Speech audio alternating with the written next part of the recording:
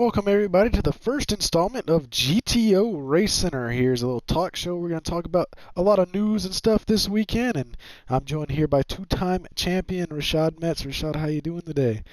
I'm doing great today. I'm super excited to be on the show. Yeah, this is our first installment, so we're going to see how it goes and everything. But we're just here to talk about a couple things and stuff, and just get everyone up to date on what's going on in the league and what's going on this weekend. We are here at the BB Raceway in Japan, Broadbean Raceway, and Rashad, you got some stuff for us to talk about today? All right, I think we do have a lot of things to cover today. First, let's cover the new driver test. The thing we talked about, you released it on Instagram on our official page. So, what are we looking at with these new driver tests that you want to do? These trials, people want to earn their way into the league. So we did have some issues. We had a couple new drivers enter the league last weekend at Northern Isle Speedway, and we'll touch more on that later in the show. But we had a couple drivers, and we had problems with these drivers, not following the rules, not racing as they should, racing pretty dirty actually, and we're going to try to nullify that if we can with a new driver development program that we have improved upon and implemented into the GTO system. And basically, new drivers that want to enter the league will have to run a couple races with everybody. And race it like, say, a road course, race at an oval with a good number of our GTO veterans, and they have to be cleared to race, so they know that they're clean, they know that they follow the rules before they can be cleared to race in any GTO event. So hopefully this should clean up a lot of stuff in future events. I really do agree with that. I think that's a great step forward in our league in order to grow and expand. I also think we should highlight the rules and see if there's any rule changes coming up, because a lot of people haven't been paying attention to our drivers' meetings as well as we would like. So we wanted to kind of bring this forum forward and try to project what the rules are in the league. So in this specific section of the league, in the Strictly Stock Series, we try to follow as closely as we can to the current NASCAR Cup Series schedule. Rules. So we would like to have cautions on the track, full course cautions. Everybody go down to 70 miles an hour is the speed limit that we're going to do. And in the drivers' meeting post-race and pre-race, we will designate a certain restart zone, so every driver will know when to restart and how to restart. So we just wanted to get those things out there, because that's what we had trouble with in the Northern Isle race that we had recently with the new drivers and other people. Since it's sometimes really hard to communicate with the drivers before the race, everybody's super excited, amped up for the race, trying to get the nerves to calm down so they can put forth their best effort. So any other things you like to add when it comes to rule changes, rule ideas, or we can jump to the next topic? Basically, we just want to kind of clean up last week, which I believe our next topic actually is the chaos at Northern Isle that happened last week during the Midlands Media Group 125. But our new rules is we just want to polish what we already have a little bit, and then hopefully we can do things like you have to be in the drivers' meeting. If you miss the drivers' meeting, you cannot race. Make sure that you listen, actually. So, because we've had multiple people, in the drivers' meeting, and then we get in the middle of the race, and they're like, how do we do this? And we're like, well, we told you about this, but you didn't listen. So hopefully we just perfect some stuff like that and have a lot smoother operating experience coming forward. And for right now, I think we're going to try to we're going to write down all the rules in the series. We're going to write those down and let everybody be able to see those anytime they want access to get a reminder, refresher. Because sometimes we make mistakes as well. We want to make the league better, so we're going to accept that responsibility. Write down all the rules and regulations down in the league, and we're going to have that posted somewhere for you guys to see, whether it's on our Facebook group, on our Instagram, or on our YouTube channel via this video. So that's what we're going to do. But let's jump into the chaos at Northern Isle Raceway. That was wild a race, to say the least. A very wild least. race. A lot of veteran drivers came out frustrated after that race, and we just had a ton of instances. A lot of them actually came from drivers self-spinning at the track. A lot of them did have to do with the new drivers that we had coming, a lot of Canadian drivers and newer drivers that we had. But of course, Javen Tucker won the race. Johnson finished second. Oliver, one of our new drivers, finished third. Collier finished fourth. Rashad Metze was able to get fifth. Wu finished sixth. Joey, another one of our new drivers, seventh. CJ Howe, eighth, and ninth was Blake. So, I mean, just chaos throughout the entire race. We had a record amount of caution flags on that high-banked half-mile short track.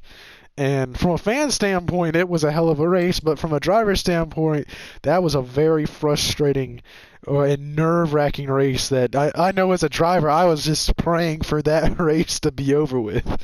Yeah, I do agree with that statement. A lot of drivers have came forward with displeasure. I think sometimes when you're integrating newer players to the game with people that are more veteran to the game, it's really hard to try to balance those skills. A lot of those younger drivers are making a lot of mistakes, real sloppy and stuff like that. And the older drivers don't really like that, don't really have the patience for that, because if they come and race in the league, they want to race for the best of the best and have a clean and respectful racetrack. So I think that's what we're going to try to work forward, move forward, trying to work with now and try to get better with that. But let's jump into this weekend's race, actually tonight's race, by the way, at BB Raceway. So this track is an interesting track, to say the least. It's great. It's a bean shape. To describe it, it's shaped like a bean, in my opinion. But this is going to be a great race. It's going to be real technical, real difficult for these drivers to make passes. The slipstream is going to be dirty air is going to be a problem, but I feel like it's easy to work with. We've done a lot of practice and test races here, so I think we can really make something happen. What do you think, Miles? Yeah, this is actually a 1.035 mile racetrack, so just about a mile, a little bit over. It has 4 turns in each direction if you want to count every single turn. So you go down this front straightaway, and we're going to take a hard right turn if the camera will move fast into this hard left-hander.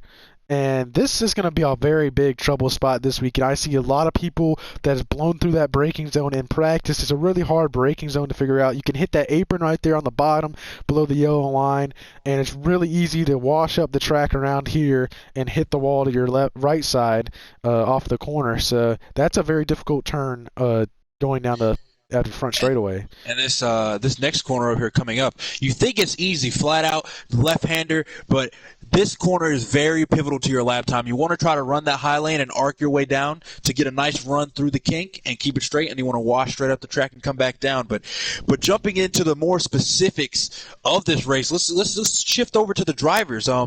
So we have a lot of past winners. Not a lot of past. We have some past winners here that are of course going to be the favorites, like Miles Johnson, for example. But let's talk about points and this race coming up. So drivers like Miles Johnson up in the point standings, higher up in the point standings, with a nice, comfortable, a decent lead coming into this race. What do you think Miles Johnson is thinking about right now? Or what are you thinking about coming into this race? What is he trying to do? What is he looking forward to?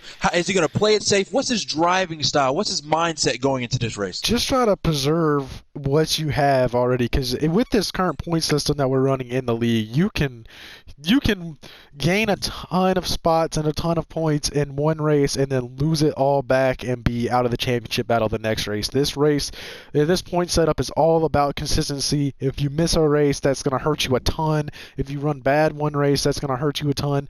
So it's just all about consistency in this racing schedule. And basically, you just want to try to preserve what you have. I mean, Johnson's got a good lead. Donnie Wu's going to try to make up a bunch of spots and stuff.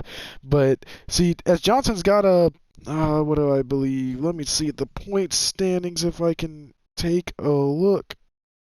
Johnson has got currently a 25-point lead. That's only 5 spots on the racetrack. So if Donnie Wu finishes first and Johnson finishes 5th or 6th, then Donnie Wu has the points lead now. So you just got to work on trying to race for that podium week in and week out.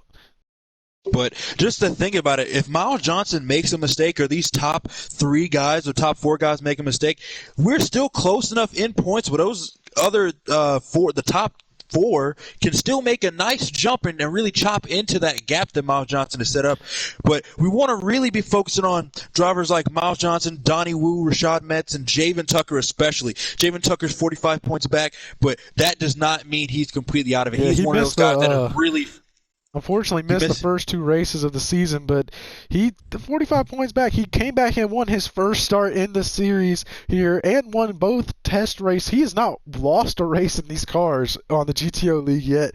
So And he won the Thanksgiving 100. He has not lost a race. He's 4 for 4 in all the races that he started in these Sylvias and these cars. So Javen Tucker's a guy to definitely look. He is really fast at BB. He has a previous win here at BB Raceway, so I feel like he's somebody to look after. Rashad Metze is going to be definitely hungry. Him and Nicholas Collier especially are going to be really hungry this race. You can look forward to them, I think, driving more aggressively in this race, trying to make them points up. And I feel like everybody else behind is going to try to play it safe a little bit here. But I'm really looking forward to this race. It's going to be real technical, real challenging going through this race. I'm super excited to see that. But let's shift our attention to the upcoming event. So we were thinking about having an all-star race. So what's the ideas of circulating about that? So that was probably one of the most successful and just best weekends that we've ever had in the league, where we raced for $50 at Northern Iowa Speedway. Most of y'all will most likely remember, all of our past viewers,